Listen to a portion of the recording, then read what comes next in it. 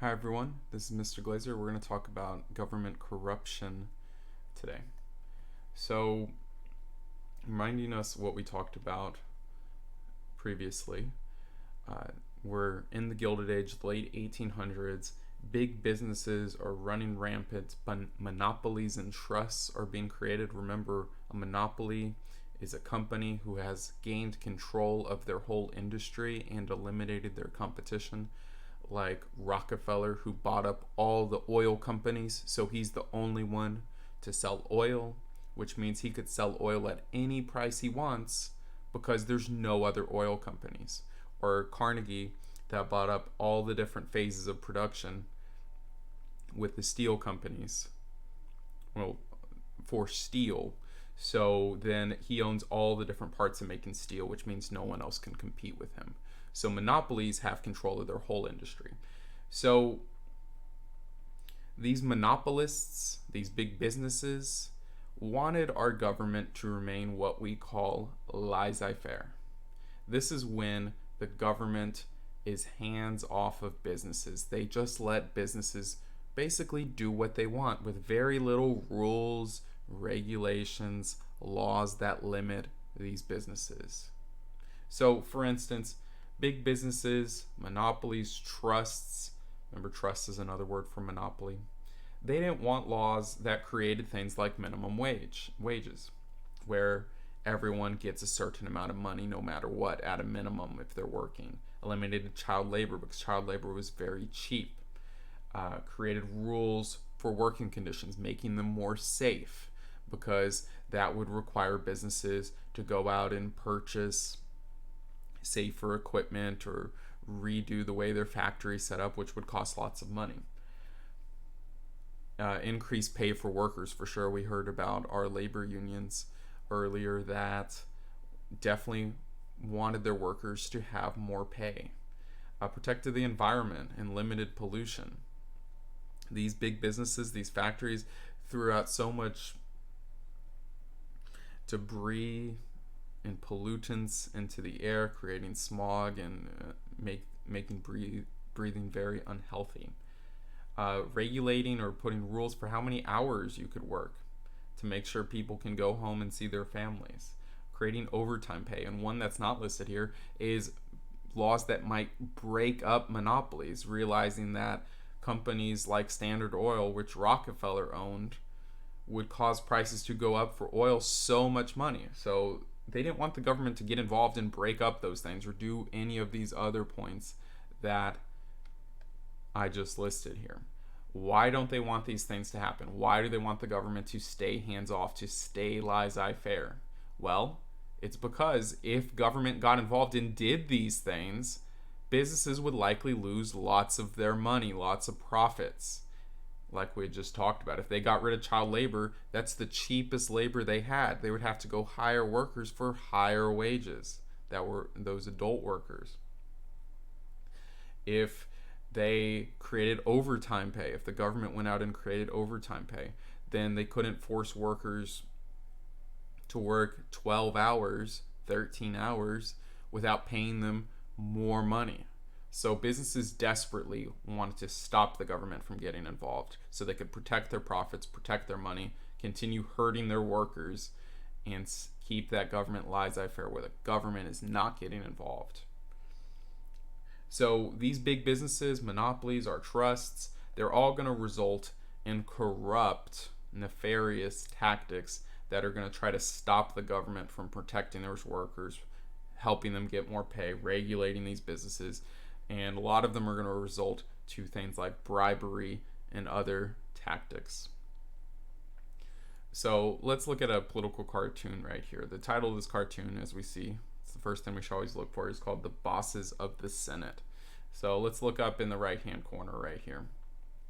It says, entrance for the monopolists. The people that own their entire industry and are causing all the competition to go away. And if there's no competition, prices go up.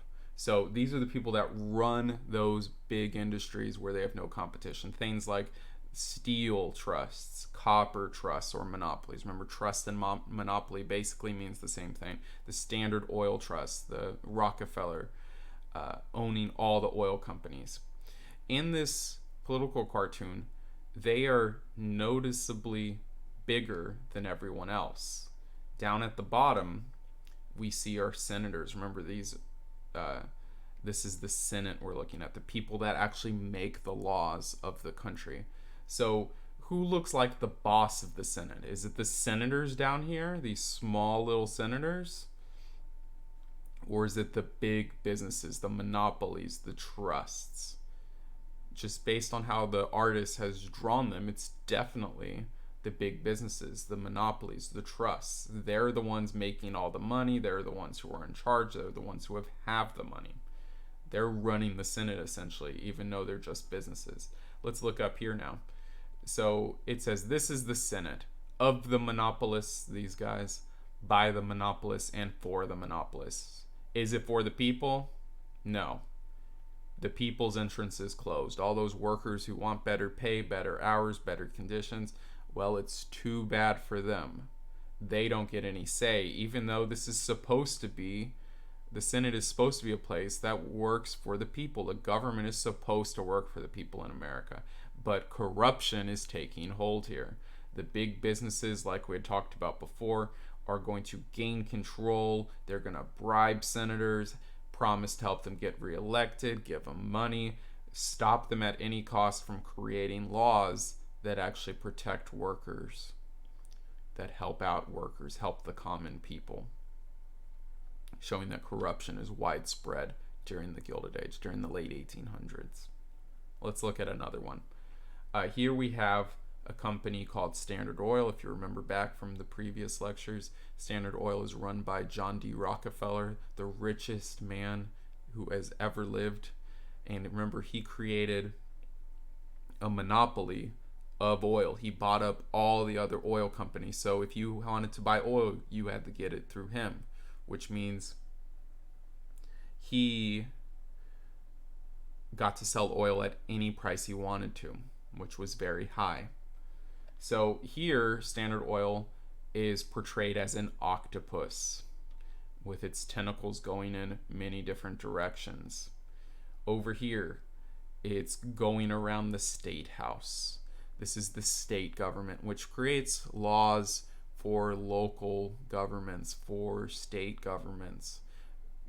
You can imagine with his tentacles, with Standard Oil's tentacles wrapping around the state house, it is stopping that government from doing things that help workers, that break up monopolies, that help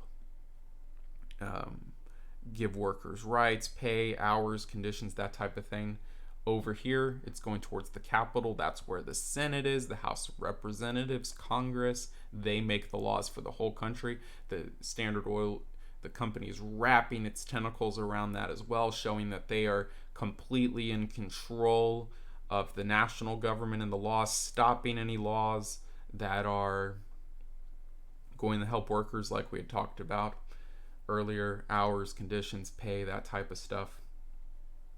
They want the government to stay laissez-faire, stay hands-off of the government, off of businesses, want the government to stay hands-off of businesses, let businesses do what they want.